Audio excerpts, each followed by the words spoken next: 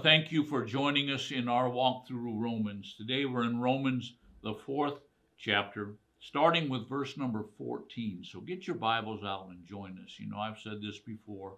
When you participate, whether it's through a video or watching a preacher on television or whatever it is, when you participate along with the speaker, you retain much more than if you sit there and just listen.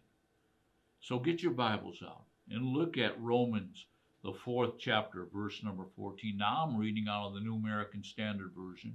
New American Standard Version is one of the great translations, and there's many, many great translations. This is what verse number 14 says.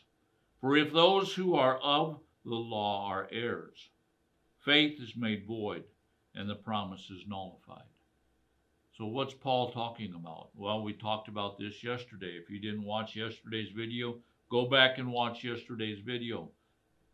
But we talked about yesterday that we as believers have become heirs of the world.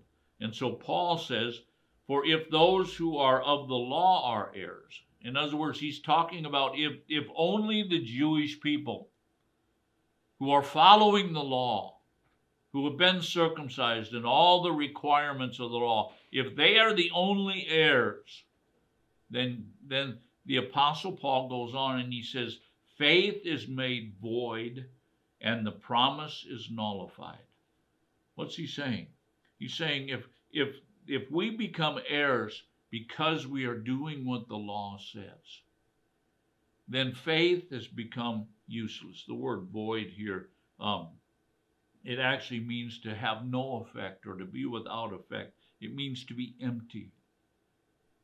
You see, faith has no reason. If we can become heirs by keeping the law, which is impossible, by the way, then faith has become empty.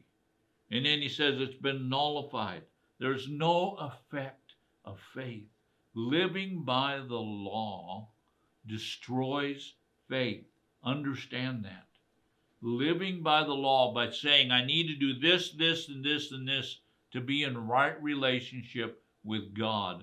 What does it do? It destroys your faith. Now, moving on to the next verse, because these are so closely related. He says, for the law brings about wrath. What does the law bring about? It doesn't bring about faith, but it does bring about wrath. It brings about a judgment.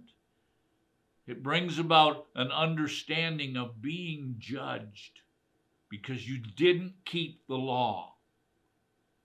You see, believers who live by the law, you know what their problem is? They're always constantly afraid that God's wrath is going to come upon them, that God's going to give them sickness. I've heard believers say, well, that person's sick. What did they do wrong? No, that person is sick because, number one, they live in a fallen world. Number two, the devil doesn't like believers. You see, we need to understand that the following the law, what does it do? It brings about wrath. It brings about an understanding of wrath. And then the Apostle Paul goes on in verse number 15, and he says, but where there is no law, there is also no violation. What's he saying? He's saying when a person doesn't follow the law, when the person doesn't base their salvation upon keeping the law, then there's no violation. The word violation could also be translated, there is no transgression. You see, we need to understand that the law is good in that it shows us sin. It doesn't show us righteousness, it shows us sin. And when a person understands their need for salvation, then they can receive Jesus by faith. So what does the law do?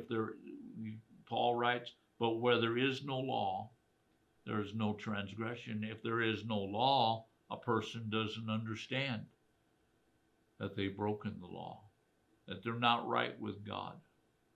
But because of the law, a person will understand that there is transgression.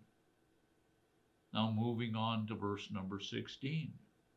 And it says, For this reason it is by faith. How are you justified? How are you made righteous? How are you made an heir of the world? That's what Paul is really talking about here. He's saying that we've become heirs of the world by faith, by believing in what Jesus did for us on the cross. And then he goes on, in order that it may be in accordance with grace. Faith and grace work together. I call them, they're cousins. It's what I call them. You know, back when I was younger, we did everything with our cousins. I grew up in northwest Iowa, and we were always with our cousins. If you saw me, you saw a cousin, okay? Because we were always together. Well, faith and grace work together, always together. Grace is the gift. Faith is what activates the gift. Always working together. And so Paul writes here and he says, in order that it may be in accordance with grace. In other words, it may be coming about because of grace. And then he goes on and he says, so that the promise will be guaranteed to all the descendants. Now, what is the promise? Again, we go back to verse number 13. The promise is to be an heir of the world. What is the promise? That the promise would be guaranteed to all descendants. Who's the descendants? The Jewish people, but also the people who believe. Not only to those who are of the law, but also to those who are of faith, of the faith of Abraham, who is the father of all. You see, we become heirs of the world system, of the cosmos, because of our faith. Our faith in Jesus. It's the faith that Abraham had. Abraham is our father. And then very quickly, verse number 17. For as it is written, the father of many nations I have made you, in the presence of him whom he believed, even God, who gives life to the dead and calls things into being that which do not exist. We're going to pick up there in verse number 17 next week. I hope that you join us again next week. God bless you. Have a wonderful weekend. We'll talk to you again next week.